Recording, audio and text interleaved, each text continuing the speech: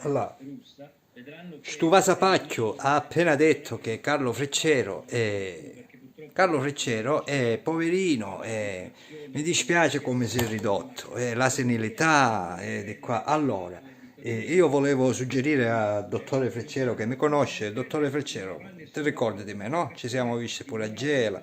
Ma lasciamo perdere. Spiega metto piano che questo catabrasima qua che ha detto di te pubblicità. Ci spegniamo perché lo stavo registrando per poi fare un giorno qualcosa per spiegare alle persone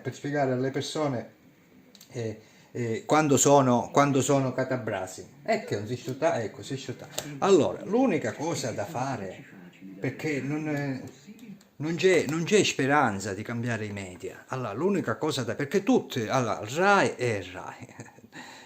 Mediaset è Mediaset, la 7 è la 7, niente, basta, non c'è, cioè, tutte le altre del digitale sono di loro e quindi non c'è speranza di cambiare i media, perché sono tutti unico filone, cioè unico nuovo ordine mondiale e basta perché ormai hanno la priorità acquisita. Allora, non divalghiamoci.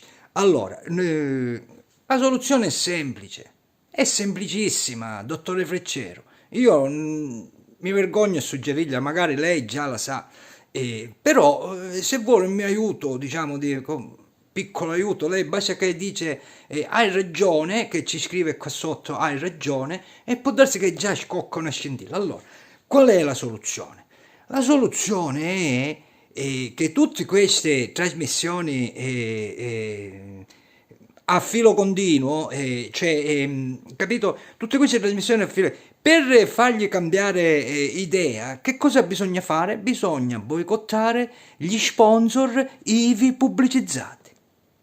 È semplicissimo, cioè, per esempio, qua di martedì ha permesso a un Catabrasima di dire che Carlo Freccero, poverino, come si è ridotto, mi dispiace, la senilità, cose, ha permesso... Allora, per esempio, subito dopo c'è la pubblicità del Mastrolindo, i cittadini che vogliono cambiare questo sistema a filo continuo, i cittadini devono boicottare il Mastrolindo. Dico il Mastrolindo per dire un esempio. E solo così si possono cambiare. Oppure il Mastrolindo, che appunto che è Mastrolindo bello muscoloso, se ne va di la 7 di martedì e ci dice, senti, allora, se io non mi faccio pubblicità vendo poco, se io invece mi faccio la pubblicità vendo ancora più poco di meno perché le persone mi boicottano perché tu fai una trasmissione di merda, allora due sono le cose, anzi no, una, no, due, o ti do i vuoi soldi miei, allora, o tu ci fai fare la trasmissione a Carlo Freccero,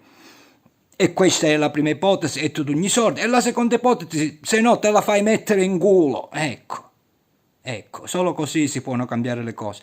Dottore Freccero, mi scusi un po' il linguaggio volgare che cioè non dipende da me, purtroppo, non dipende da me. Va bene, spero che le piaccia questa idea. Io sono pronto a combattere. Perché la dico io. Perché la dico io. Boicottiamo gli sponsor. E facciamogli capire che se voi sponsor, che solo voi sponsor potete cambiare i media italiani, poi vi compriamo di brutto, di più, ma cambiate i media italiani perché se no non vi compriamo più, non vi pubblicizzate perché se no è peggio. Ciao, dottore Freccero.